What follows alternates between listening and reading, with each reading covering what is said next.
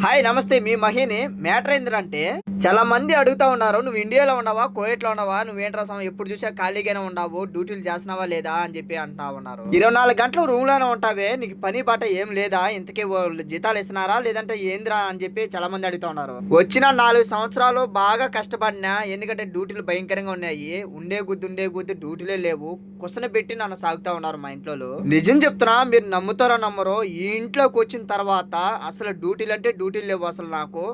తినడం పనుకోవడం ఈ తప్పక ఇంక రెండే పనే లేదు నాకు. ఇప్పుడైతే మసీదులు స్కూల్ అన్ని స్టార్ట్ అయినాయి, అందుకని చెప్పి మా మేడం వారానికి 3 రోజులు అయితే మసీదులకి వెళ్తాది.